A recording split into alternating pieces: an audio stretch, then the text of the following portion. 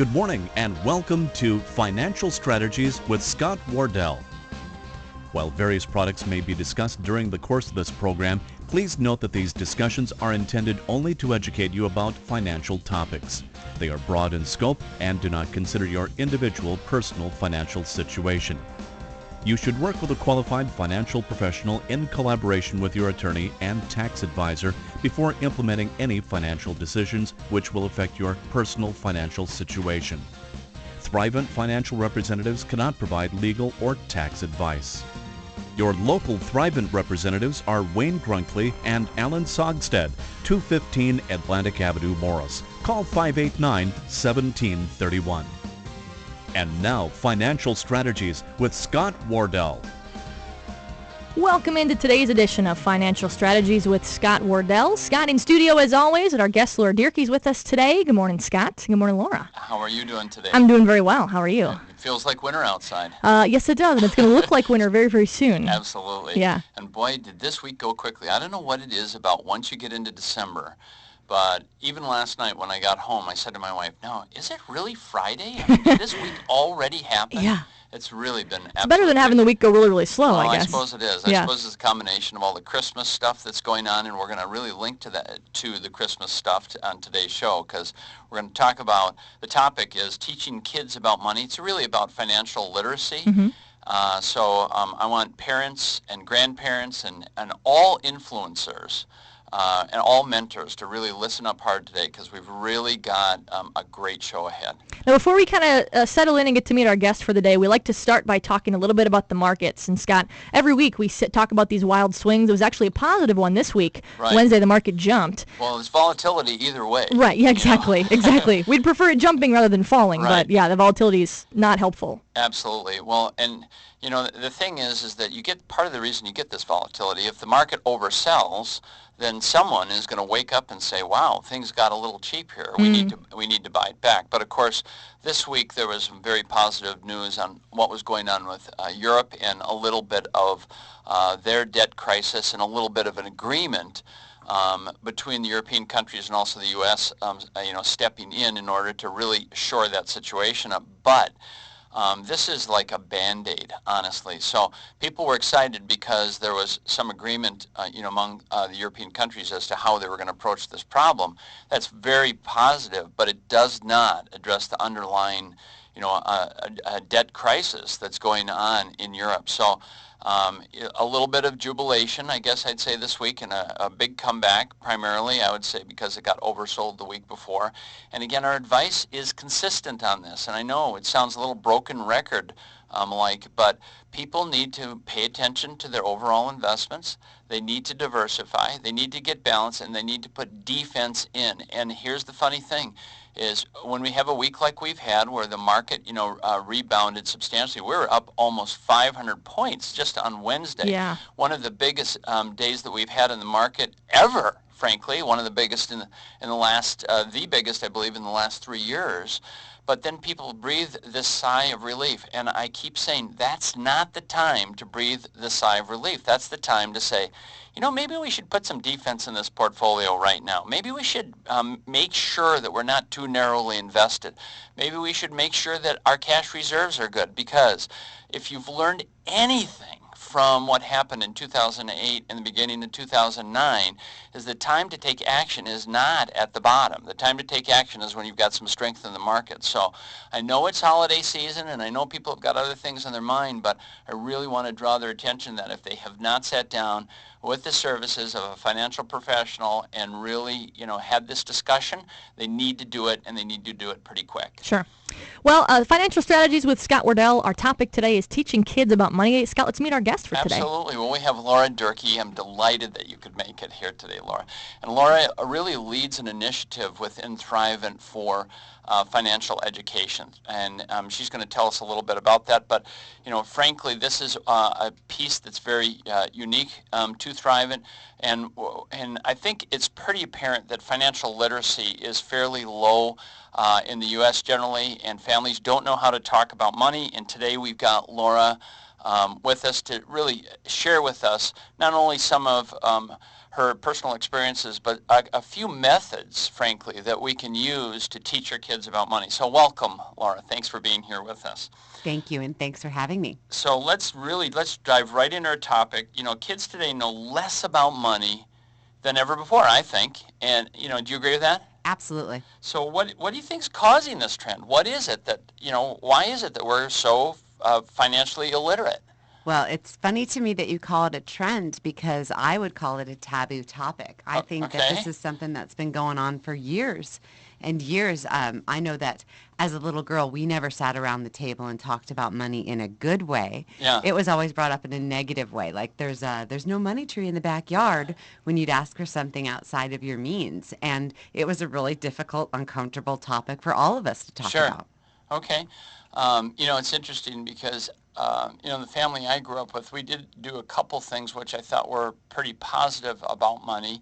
And frankly, back in the day, a lot of us, including myself, had things like paper routes.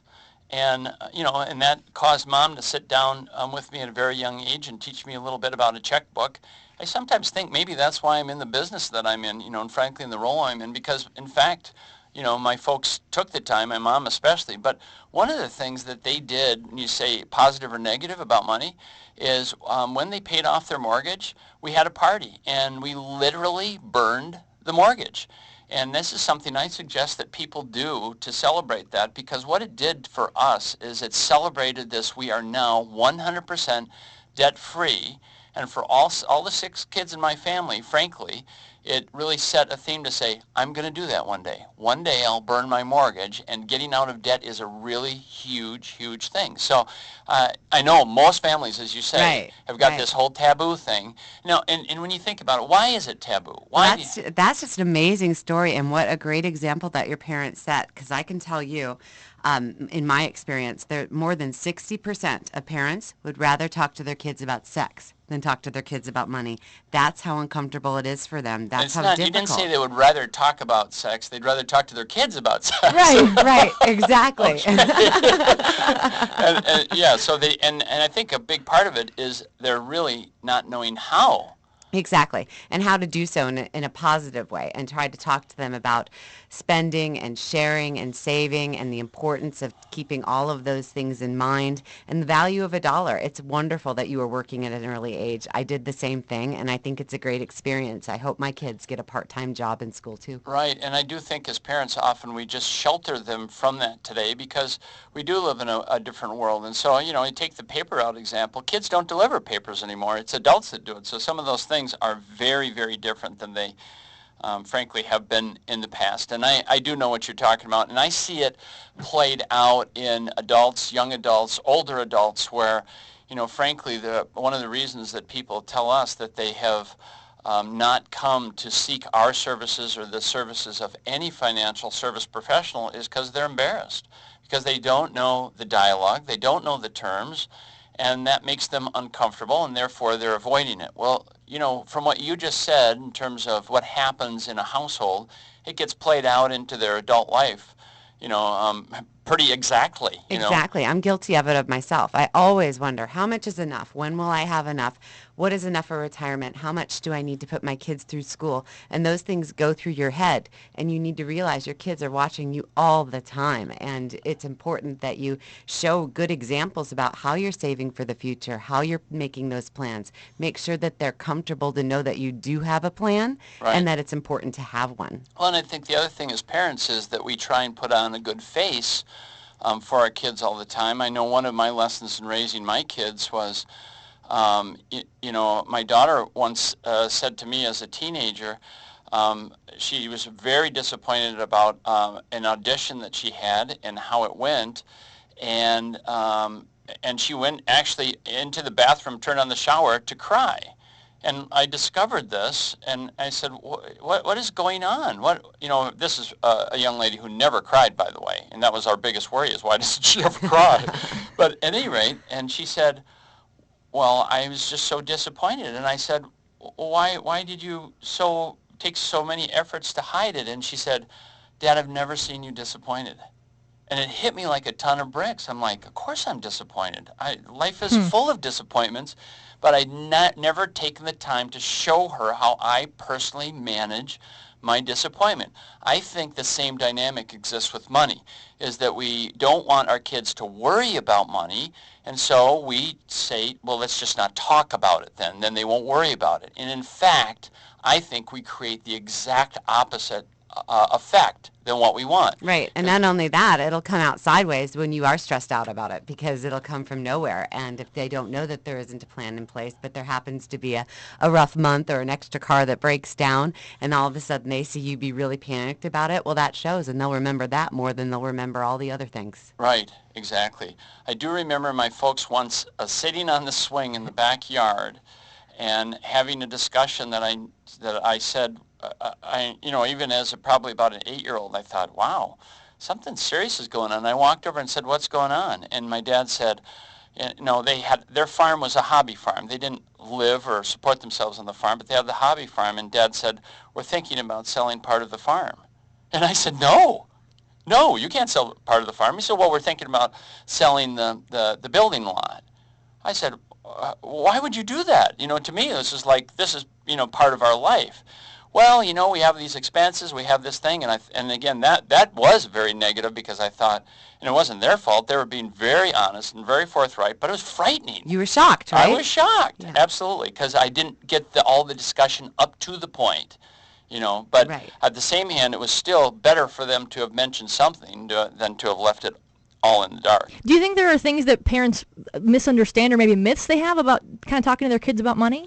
Well, it's interesting.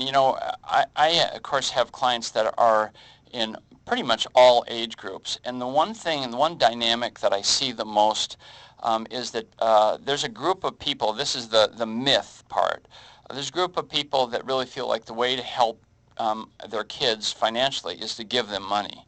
And what I see, honestly, in almost all cases, now there's a few exceptions, but where the kids are used to getting money for nothing, receiving it as a pure gift, those kids are not strong financially.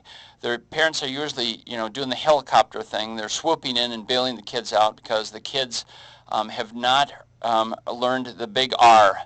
One of the universal values in this world is responsibility, and to take that on for themselves. So I would say the biggest myth that I would like people to understand is giving your kids money probably won't help them. And I'm talking about giving them money in the form of a check. Here's a check for Christmas. And I hear parents all the time saying, well, if I give them a check, they'll probably pay off some of their debt. Yes, they probably will pay off some of their debt. And then they'll probably go out and create it again, all over again. So there are ways to give kids money, which I have found to be far more effective than just giving them a check. And one of those ways is to actually give them an actual investment and tell them, don't touch it. If you do, there won't be more.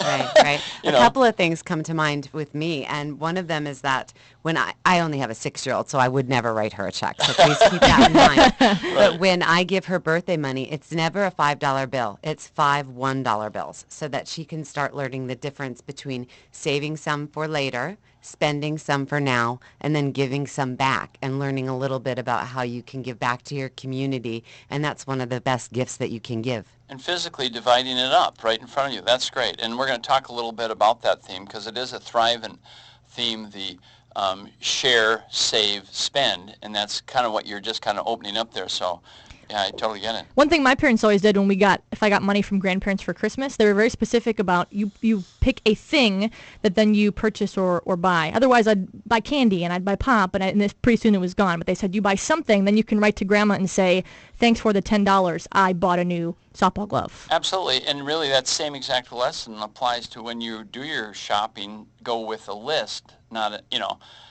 to me, I don't like to shop. I kind of hate it, frankly, but I can go in and buy. I can have a list and go in and say, okay, I'm going to get this. But this idea of wandering around trying to find something, I know there are people that can do it, but it doesn't seem efficient. Right. Exactly. Efficient. So, are there other myths, by the way, that we need to know about before we move forward? Well, the other thing really relates to inheriting. I think it's really a good idea as parents are maturing and they want to bring their executor and family members into the conversation to let them know about the methodology. But if you start to get real specific about the dollar amounts each child will inherit, sometimes it is a disincentive to those kids. So I'd be very cautious about that, because I've seen families where the kids actually kind of quit working, and it sounds ugly, and they don't really do it, I'm sure, because they dislike their parents in some fashion, but they're waiting for mom and dad to die. They're saying, okay, things financially will be better when I inherit this money, and that is not the perspective that you want them to have. I think you should start talking about what charities you're going to maybe give to along the way, but you don't want to create such a huge safety net that they just say, it sounds more like a trampoline, I think I'll fall. Sure.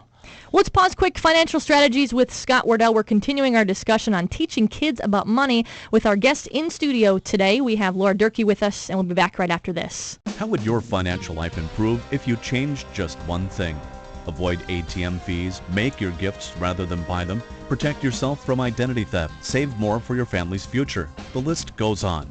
If you heard something today on financial strategies that motivates you to change one thing in your life, Thrivent Financial for Lutherans has free tips and resources you can use to do one thing differently. Find more at thrivent.com/one thing. Think about your finances, your lifestyle, your wants versus your needs. What one thing can you change today and see the impact tomorrow? Perhaps your family will save all your change for a month and donate it to charity. Maybe you'll finally write a will. Whether you choose to start simple or take a big step, that one thing can really make a difference. If you heard something today on financial strategies that motivates you to change one thing in your financial life, Thrivent Financial for Lutherans has free tips and resources you can use to do one thing differently. Find more at thrivent.com/one thing. Welcome back to this week's edition of Financial Strategies with Scott Wardell. Scott in studio, guest Laura Durkee in studio. We're talking about teaching kids about money. Before we get back to it, though, a special offer today. We do. We have a spectacular free offer for our listeners here today. And we have a good supply of this book, but it's called Silver Packages, an Appalachian Christmas Story. I say Appalachian. I know other people say Appalachian, but tomato. Yeah, there you go, exactly. But it is a great. It's well illustrated. It's a story about values, and it's a story, really about Christmas and your expectations around Christmas. And it's right in line with what we're talking about today, teaching your kids about money. So I want to draw a little picture before I give everybody the phone number to call in on, is that one scene at Christmas is kids going through package after package after package and wrapping paper all over the floor, and grandparents and parents sitting there going, I'm wondering if they're appreciating anything here because there's so much stuff here in the room. Here's another picture I want you to see. And I want you to see yourself sitting in your living room with a grandchild or your own child on your lap reading a beautifully illustrated book. And it's this book right here, Silver Packages. So if you want to create that picture where you're actually sharing a story and teaching them a value and teaching them potentially something about money, then call this number. It is a toll-free number. It is 1-855-346-4332. And I'm going to give you that number one more time. And if you call in, we have a very good quantity of these books, so I believe that we're going to be able to supply them to all of our callers. However, I have to put one little codicil. I have to limit it at least 50 because it gets a little expensive. I think, Laura, that they could get this on Amazon.com for about what dollar amount? It's for about $12. Yeah, and I'll tell you about this book. We're good friends with Scholastic at Thrivent. We write a couple of workshops together called Word Up, and we'll talk more about that later. But I called the experts at Scholastic and said, I'm really looking for a book that talks about giving and the understanding of how important it is to understand the difference between something that you want and something that you need. And this story is beautiful. I'm embarrassed to say I teared up at work when I read it. My coworkers did make fun of me. It's a wonderful story, and it's wrapped in under my tree. I can't wait to read it to my kids. Fantastic. Okay, so I'm going to give you the number one more time. This is to get the free book sponsored by us here at Thrivent. Silver Packages is the name of it. The subtitle is An Appalachian Christmas Story.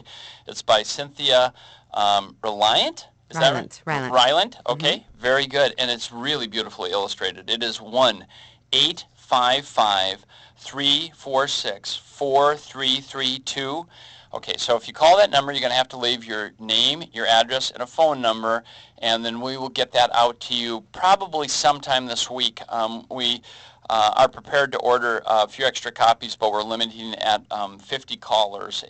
But I think that should actually take care of all our callers in the listening area. And if we get more, we'll consider it. But I'm It not is promising. Christmas time after all. It is Christmas time But after you all. have to learn to say no, Yes, Scott. that's right. Exactly. Good. So.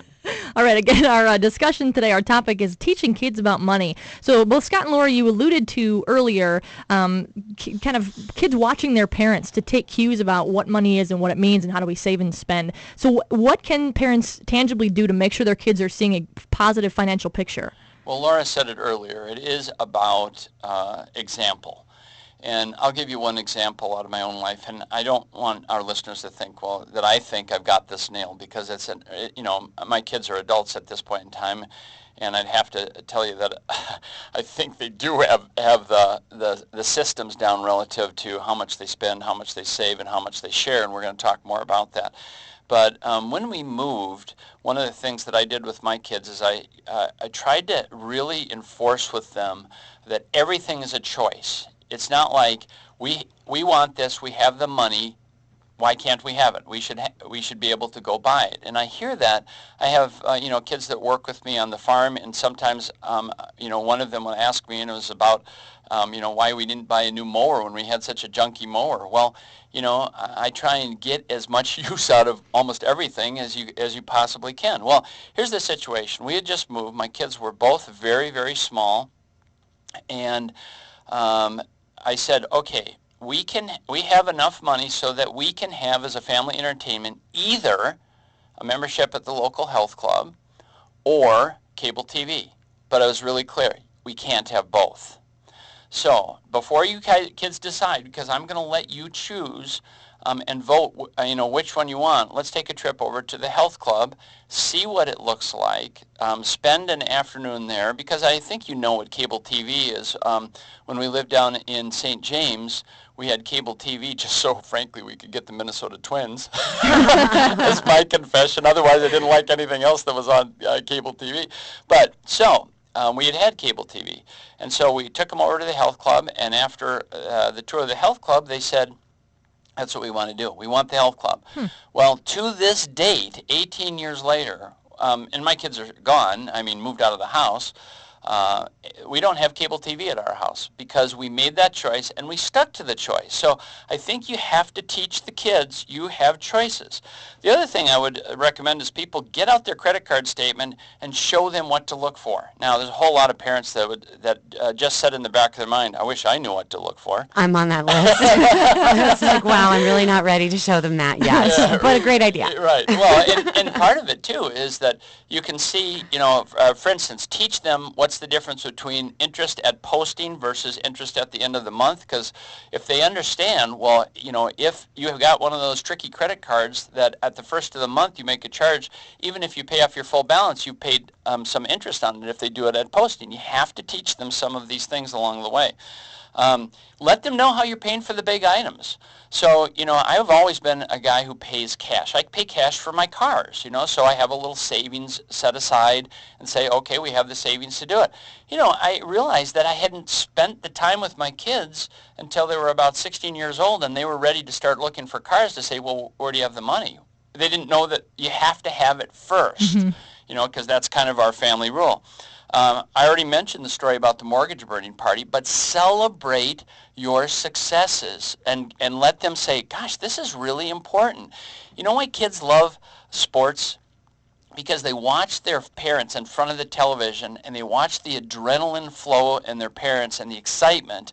And the parents give this model of this is not only important, it's really cool. Do the same thing with your victories and your milestones about your money. That's right. And Scott, you might be the only person that I know that doesn't have cable TV. So we'll have to take that offline and have some conversation about that. But for those of us who do have TV, one of the games that I learned this year that we play is we press mute when the commercials come on, especially, I have two little girls. So when the Barbie commercials come on or the McDonald's commercials come on, we press mute cute, and then do voiceovers.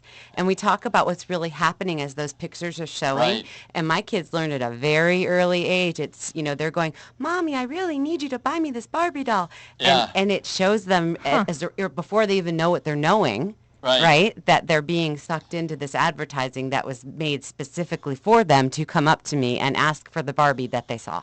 The average child today sees between 25,000 and 40,000 ads per year. Oh my goodness. Per year. So if the television is telling them 25,000 times, spend, spend, spend, how many times do you as a parent have to tell them, save, save, save? We are missing out on our role. And those marketers are brilliant. They are. My little girls know the names of all of the Disney princesses before they saw all of the Disney movies. Huh. Wow. Yeah. Wow. They're very good at it. Yeah, they are. They're brilliant. I would say the last thing that I would suggest here is have a discussion on charitable contributions with your family. That's part of the share, part of our model share, save, spend.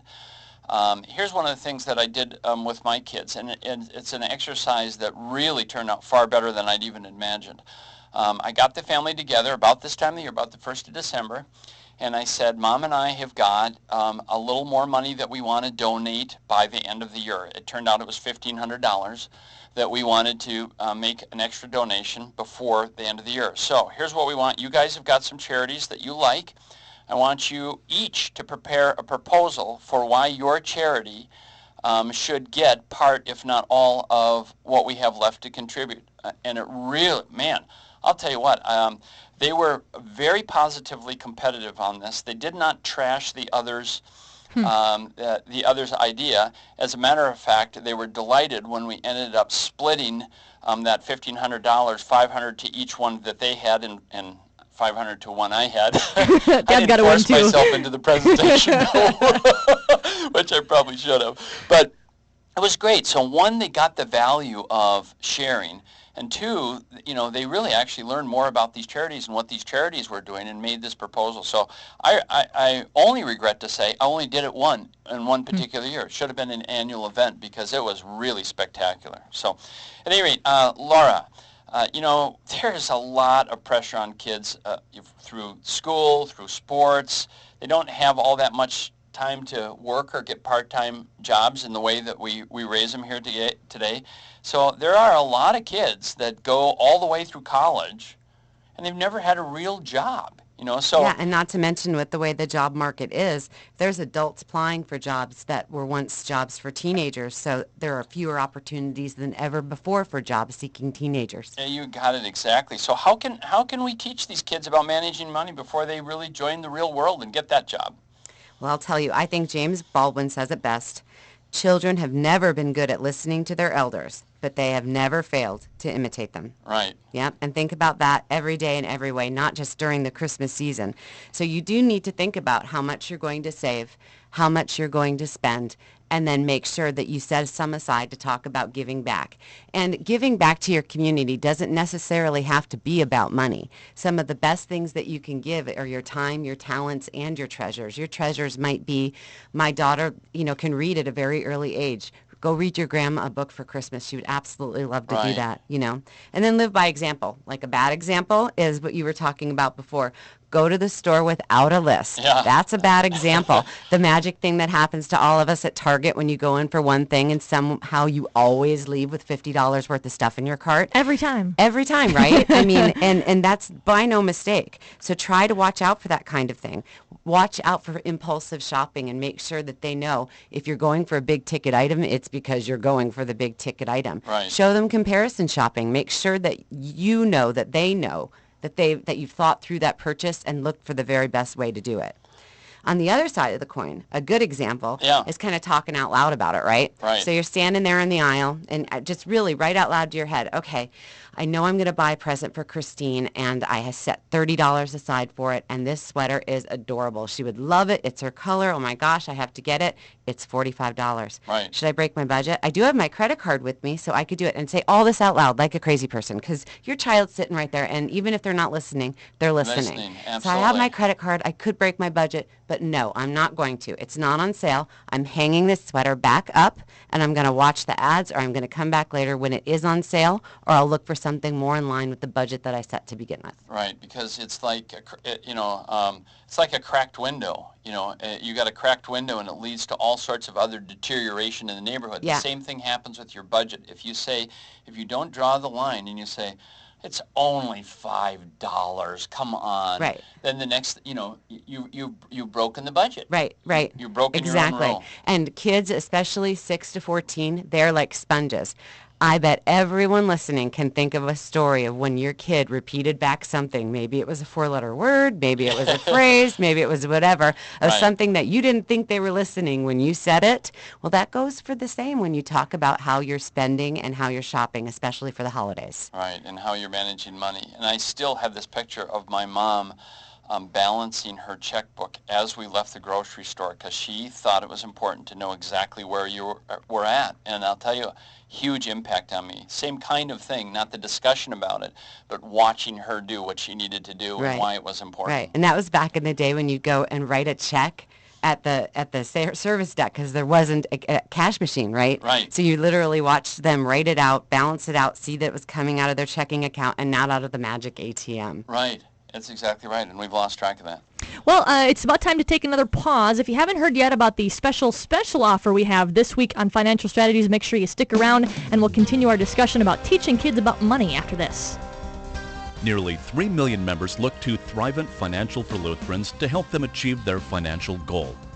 Nearly 3 million people know that Thrivent Financial is committed to excellence in financial services and caring for others. Get to know Thrivent Financial and the quality of products and services they can offer you. In Minnesota, you have a host of representatives to help you with your financial needs. Contact your local Thrivent representatives Wayne Grunkley and Alan Sogstead, 215 Atlantic Avenue, Morris. Call 589-1731 or call 1-855-346-4332. Registered representatives for securities offered through Thrivent Investment Management Incorporated, member FINRA and SIPC. Financial Strategies with Scott Wardell. Welcome in. Thanks for joining us this week as we're talking about teaching kids about money. Scott in studio, our guest Laura Durkee in studio as well, and a special offer for you this week. Absolutely, and I do want to give it some emphasis because I'm looking right at the book right now. It's a beautiful book with wonderful illustrations. It's a book that either you should, I hope people will sit down and read to the young kids or read with them. It's called Silver Packages, an Appalachian Christmas Story. And you can get that book by calling this number, 1-855-346-4332. And leave your name, your address, and a phone number, and we'll get that out to you this week. Also, I also want to talk about the fact that as we have educational events throughout the listening area, people can call the number I just gave, or they can go online and go to thrivent.com/find an event, and it'll tell of the nearest events in their area. Now, we have 2 seminars that we give, and Laura, I'm going to have you just say a little bit about those 2 seminars, but they are about teaching kids about money. So if you are any kind of an adult educator, let's say that you're in Christian education at your church, let's say that you are in a school system, or you're 4-H, or you're Scouts, and you say, you know what, we really need to do a better job teaching our kids about money. We have a couple of different workshops that we can hold at your request, so you can call that same number, or Laura, they can go online and request an event also. They sure can. And at thrivent.com, you'll see a little section right on the right-hand side that says Find an Event. Go ahead and click on it. If you can't find one in your area, you go ahead and request one. You don't have to be part of a group. You can be a parent that wants to learn to talk to your kids about money. Someone at Thrivent will get back to you because, as we mentioned before, financial education is important to us, and financial literacy is a cause that we support. Absolutely. And I will tell you, my one rule on this is that when we do like a Parents, Kids, and Money kind of workshop, that means the parents have to be there. 'Cause Absolutely. It's far too easy for the parents to say, hey, go learn, listen to this guy. He's a wealth advisor, and he's going to teach you about money. You won't do it. Absolutely. The parents have to be there to reinforce that message. Yep. Absolutely. We have 2 workshops that are designed just like that. One is called Word Up, and I mentioned before that we partnered with Scholastic. So Word Girl, who's a superhero that fights crime with words on PBS, is our spokesperson in this capacity. And we split the parents up, parents in one room and the kids in the other, and they teach and learn about sharing and saving and spending.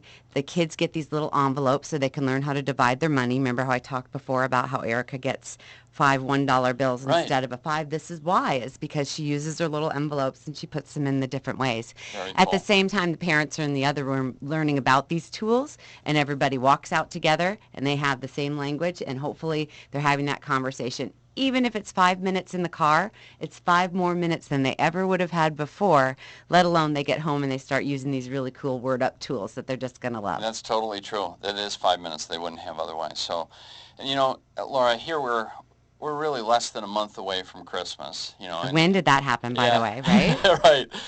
Exactly. And, we don't think about, and not that we shouldn't, but we don't think about Christmas as a saving time. We think about it as a spending time. So, is this really the time we should be teaching the kids about money? Well, I don't want to trivialize this because I'm going to say every day is a day Right. that you should teach your kids about money. So I have to go ahead and say that. But I will admit that it is magnified because of Black Friday ads and Cyber Monday ads now. It's Yep. very important.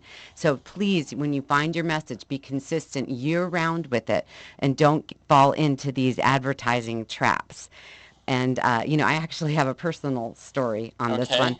We were driving in the car, and it's a couple of hours to get to Grandma's for Thanksgiving. And the kids were talking about their what they wanted for Christmas. And my kindergartner had actually written a list. And at the top of the list was a laptop. And I'll be honest, I can't remember what I said. I might have said, oh, that's too expensive, or, oh, there's so many kids to give, or, oh, you're too young. But I pretty much let her know right away that I knew that Santa Claus was not going to bring her a laptop because Santa Claus was not going to bring a kindergartner laptop, not at my house, Yep. right? Right. So we get to Grandma's a couple hours later, and they settle in, and Erica asked Grandma for a pen and a pencil, or excuse me, a piece of paper and a pencil, and we asked why, and she said, well, I have to write a new list for Santa because I didn't know that Christmas isn't free. Yeah, dead silence. We were all just stunned at how smart and had the wise words that come out of the Right. youngest, right? So we handed her the list, and she went into another room, and my mother and I sat down in tandem, started looking at newspaper ads and going out to see where was the cheapest laptop for sale on the day after Thanksgiving because we were ready to go. Right. And look at me. Look what I do for a living. Well, Right. I mean, totally fell right into it. And it was my husband that walked through the room and stopped, and he said, wait a minute, what are you doing? We're not buying a kindergartner a laptop. And here my mom and I are enabling each other and totally talking ourselves into it. It was torn, and my message almost went inconsistent just on that one tiny little phrase. Wow, it's amazing. We have a very cared for generation, We do. and it is our instinct to do that very thing. And I have to go back to a period of time. I was going to college, and I had 4 roommates, and I called a meeting among my roommates because I said, my milk and my bread on my shelf are disappearing. What is happening? I bet you And- were so popular. And one and one of my roommates said, "We have to pay for that too." Oh, I'm Wow. serious. It hit me like a ton of bricks because I said how does he think it got in the cupboard in the first place? it was actually a she. I hate to admit. Well, you know what? My sex bias coming out She there. could have called my dad, and my dad would have gave her the money tree lecture, and it would have been great. Somehow she thought that the rent she paid, and it was like manna from heaven, that milk, butter, and bread just absolutely showed up. And I said, well, where do you think it comes from? This is kind of the same question on when it relates to Christmas. Is we have done everything to make kids think that it just plain shows up. Right, right. And writing that list is really a simple way to get the conversation started and some delayed gratification. Another technique that I've heard, but I haven't tried, is trying to get your kids to put their list into 2 topics, things that you want and things that you need. And we're a little young at my house to do that, but I think it's a fascinating topic to think about. What would a 10-year-old say? I need this. I can't live without it, or this is what I really want. Well, you guys just said at the break you couldn't live without cable TV. It was kind of a joke, sort of. Yeah, okay. A little bit. Sorry to bust you on there, but I couldn't help it. But I do need it. Got it. So what are some of the creative ways, Laura, that kids can enjoy this Christmas without having to spend a lot of money?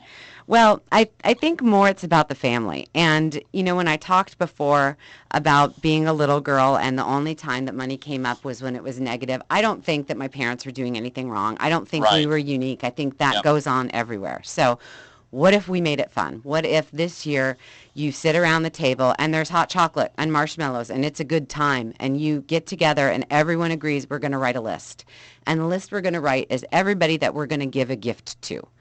And we think of all of the people in our lives, whether that's our family, our friends, our teachers, our mailman, whatever it is, make sure that everybody that we can think of is on that list. Then the next thing you need to do is triage it, right? So who are the ones that we're going to buy for?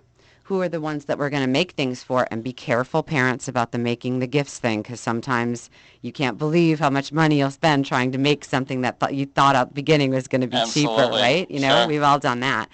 But triage that list and don't be afraid to do it. And then it's time to talk about setting the budget. So you got this big list, you put the dollar amount out there, and if your kids are little, you know, you got to help them with some math, but it's not that math isn't fun here. You Right. have to really show them that this is how it all works out and this is how it all breaks out.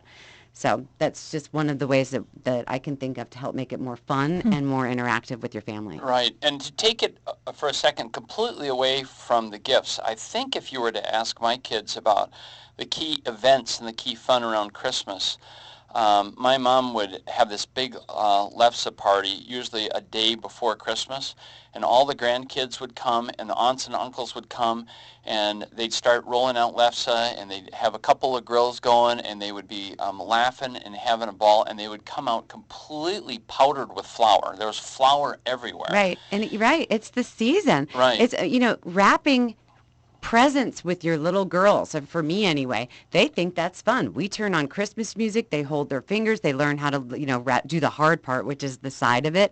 But that's a gift too. All of the Yep. things that go together of getting that gift together to give to someone is all part of the process. And don't discount a single step of it, because it isn't all about money. It's Right. it's about a season of giving and how you can teach your kids how joyous it can be to be generous. Well, and it also can teach them a little bit about self-sufficiency. You don't have to go to the store and buy everything. You know, here's something that you can make, whether it's whether it's lefse or doing some baking of cookies. A lot of families have Yeah. cookie baking parties and the like, and including everybody. Right, right. We had this happen. We exchanged our presents over Thanksgiving, and we have this, you know, the adults don't give at this point, right? So here goes my 6-year-old walking up to one of the adults with a present, and everyone looks at me like, you broke the rule. We're not giving to adults. And it was, in fact, a piece of paper Erica drew that said, I love Aunt Kathleen. I found an old picture frame. I put it in there. We wrapped it together. I don't know that Erica will ever forget how happy Aunt Kathleen was when she opened that present. Wow, fantastic. So let's just talk for a minute here about what are some of the biggest mistakes you see parents making regarding money during the holiday season. Never saying no. I mean, you can't buy it all. January is going to come, you know, Right. and you absolutely have to talk to your kids about money. Keep in mind that the best thing that you can spend on your kids is your time. Right? Right. So again, when you're back at that table and you're triaging that list, another thing that you should think about is, what are we going to do to give back to the community? So whether that is in a little way, you could drop an extra batch of cookies off at a local nursing home, or we just stuffed bags for kids that were going to be in the hospital over Christmas time and dropped them off at the children's ward at the hospital. Wonderful. These are little ways, and those only Right. took 10, 15 minutes. Yep. You as a family, you could go serve dinner on one of the holiday nights down at any of the local cities downtown. There's a million different ways that you can get together to think about how to give back as a family or individually, how they can give back. Absolutely, and I think a lot of the churches have ways that people can just plug in. You don't have to actually think of your own idea and schedule it. You could look at a list in most churches and say, there it is. There's the thing I'm going to bring my family to. That's right. Absolutely right. And again, Thrivent is wonderful with events. At thrivent.com/find an event, there are not only workshops that are free and open to everyone, but there are also events that are fundraising, that are benevolent. Feed My Starving Children comes to mind. Yep. These are events that are available and open to anyone. You just have to go and take a look to find them. If you've never done Feed My Starving Children, by the way, it is an event that you can take a group of people that can be a little addictive, because here's the thing, is that you think of the other things that you do with your friends, and you do it like whether it's a board game or whatever it is, you do it really to have something to do while you're having great conversation. Turns out that Feed My Starving Children is exactly that. It's one of these things, once the routine starts to go, and so, there's a group of my son's friends and one of the workers out at the orchard that they do this thing regularly because they have so darn much fun. Mm-hmm. So Right. Give that some consideration. Yeah, if your kids are older, another opportunity that comes to mind for me is Thrivent Builds with Habitat for Humanity. Yep. You as a family can go for a day. You can even go on a trip and help build a home or repair a home. Right. And no one, by the way, even me, can be qualified to pick up a hammer and help, because there'll be staff there to help you do it. But you would not believe how amazing and how great it feels to walk away from an experience like that. Absolutely. I totally agree. Well, we're getting close to the end of this week's edition, Financial Strategies with Scott Wardell, talking about how to teach kids about money. We'll continue, tell you once again about that special offer for today right after this. Stay tuned. How would your financial life improve if you changed just one thing? Avoid ATM fees, make your gifts rather than buy them, protect yourself from identity theft, save more for your family's future. The list goes on. If you heard something today on financial strategies that motivates you to change one thing in your life, Thrivent Financial for Lutherans has free tips and resources you can use to do one thing differently. Find more at thrivent.com/one thing. Think about your finances, your lifestyle, your wants versus your needs. What one thing can you change today and see the impact tomorrow? Perhaps your family will save all your change for a month and donate it to charity. Maybe you'll finally write a will. Whether you choose to start simple or take a big step, that one thing can really make a difference. If you heard something today on financial strategies that motivates you to change one thing in your financial life, Thrivent Financial for Lutherans has free tips and resources you can use to do one thing differently. Find more at thrivent.com/one thing. Welcome back. Financial Strategies with Scott Wardell, starting to wrap up our show for today. Scott in studio, and our guest today in studio as well is Laura Durkee. Before we get back into things and kind of close it out, our special offer today is a beautiful book, Scott. It is. It's called Silver Packages. It's a very well illustrated book with a story about an Appalachian boy. It's a Christmas story.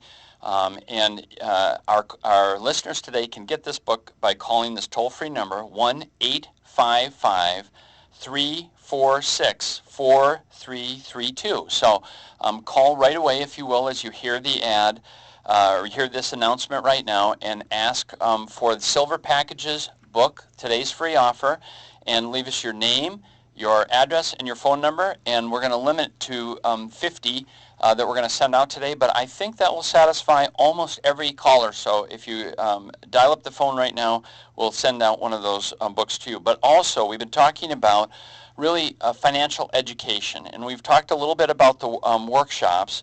Laura, how else can people get, what other offers or what other events and things might they do to increase their own financial education? Right. Yeah. Scott and I were talking at the break that we didn't want to come off as people that don't make any mistakes about money at all, and that we have it all figured out and we were born this way. And we weren't at all. So Thrivent does develop wonderful, award-winning financial education. There are 5 workshops that have won the Eiffel Award, which is Excellence in Financial Literacy. So really check it out at thrivent.com/find an event. For the topic today, 2 workshops come to mind. One is Word Up that we talked about with Word Girl from Scholastic and PBS. Yep. And the second is Parents, Kids, and Money Matters. And that does the same kind of theory, but it's with a blue piggy bank. You'd see that. Then there's, we're talking about the family. We have these workshops that's called More Than Money Matters. It's a 6-week series. And if you and your partner are really thinking about, we really need to get back to the basics and talk about communicating about money and how do we really set a budget, this is a wonderful, wonderful class to go to. I can't say enough wonderful things about it. And in the beginning of the show, when Scott was talking about planning for the future and figuring out how much is enough and when do you start saving, we have a wonderful workshop called My Retirement Matters that really lays out the basics for you in under an hour, that just gives you a highlight of how these different tools can work in different areas to get started on. And then, of course, you should reach out to a financial advisor in your area to help think about those things that you've learned in class and how you can apply them to your daily life. Absolutely. I think it is about paying attention to those things that are important that you might have ignored a little bit along the way or a lot along the way, and really taking some steps forward, because most people have the capability to create financial success for themselves, but they don't believe it to start with. So the first thing you have to do is you have to help them understand what their opportunity is and what they can do. And then it's a matter of getting comfortable. And that's getting comfortable is partially about being educated and knowing what it is that, what do these terms mean and how do I use them and how does this apply to me? So some great workshops there. We've talked a lot today about teaching kids about money. One of the things you said over and over, Scott and Laura, is that you have to lead by example. But that might be hard for parents who maybe don't always know what they're doing. Scott, what do parents need to know? How can they make sure that their own holiday spending stays within their budget so they can demonstrate that to their kids? Well, one of the things that I really encourage parents to avoid is gifts that create spending layers. So let's think about this. If I give my kid a cell phone, who's going to pick up the monthly tab?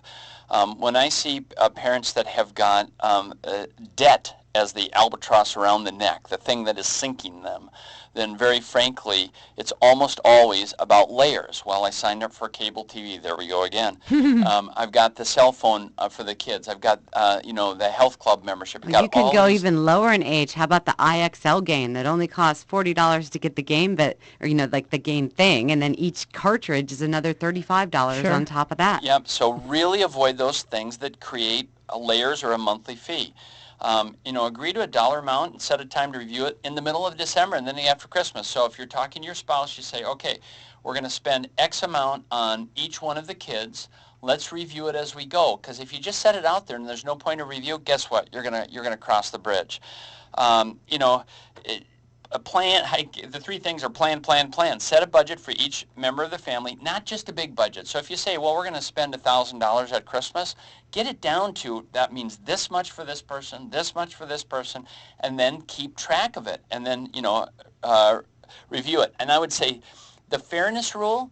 Don't let the fairness rule get in the way of common sense. So here's a conversation that my wife and I have had a couple of times, and it's a good conversation. But an example is she'll say, okay, let's say we've got $200 for each one of the kids for Christmas.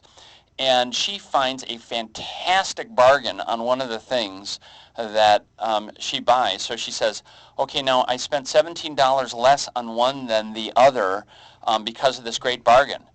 And it's easy to say, well, then let's find a way to spend that other $17, or, you know what, close enough. And frankly, the fact that you stayed under budget doesn't mean, by the way, I have to go up to this dollar amount, but it helps you stay within that dollar amount. So I would say just be careful that you don't take that fairness rule to a ridiculous measure, because then you know what's going to happen. You go out and you find, to your story earlier, Laura, you find something, well, this is only $25 and I said $17. Now I got to go make it up with the other one. Don't let it get ridiculous. And that budget, don't forget about the crazy expensive gift wrap and ribbons and bows and cards. No and you kidding me? Yeah. All of these things can be handmade, and being green and recycling is in right now. So don't be afraid to use a grocery bag and then decorate it with a marker. It actually will probably be even more beautiful to the person that receives it than that roll of Hallmark wrapping paper for $8.99. Absolutely. I think the value of the gift is important too. My parents always said, say you're going to a party and you're supposed to bring a gift to share and it's a $20 gift. If you find a $20 gift on sale for $10, you just give that. You don't have to spend an extra $10 to spend the $20. Exactly. Yep. That's exactly right. Yep. So. Scott, when you see families that are successful in kind of passing on their values about money, what are the ingredients there? Well, I would say the number one I would look for is they're passionate about avoidance of debt. People who just hate debt and they hate making those payments and they don't go into it easily tend to be in the most successful category financially.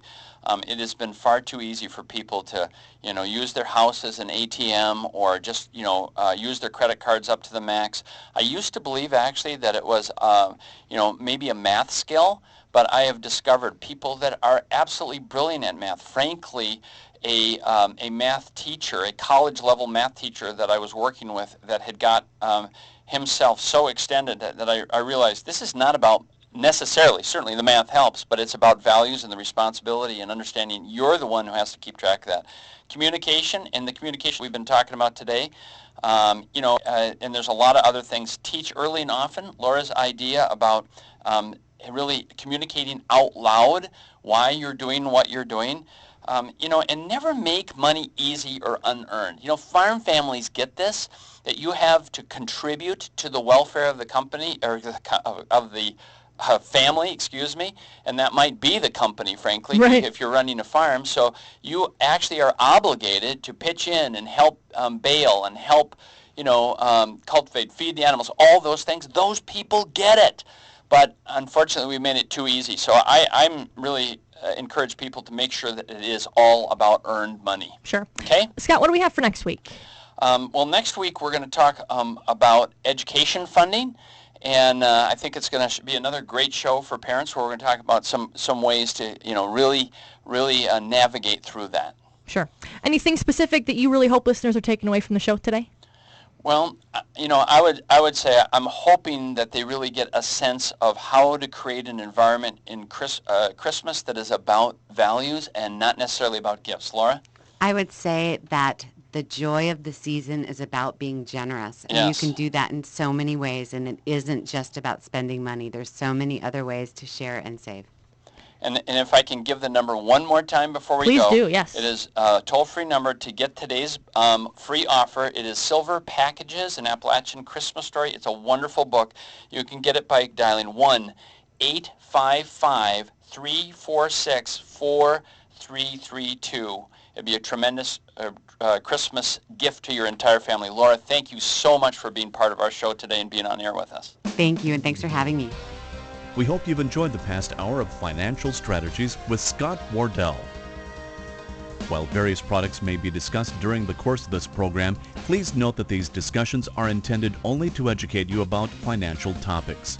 They are broad in scope and do not consider your individual personal financial situation. You should work with a qualified financial professional in collaboration with your attorney and tax advisor before implementing any financial decisions which will affect your personal financial situation. Thrivent financial representatives cannot provide legal or tax advice. Your local Thrivent representatives are Wayne Grunkley and Alan Sogstead, 215 Atlantic Avenue, Morris. Call 589-1731. Join us again next week for Financial Strategies with Scott Wardell on KMRS Morris.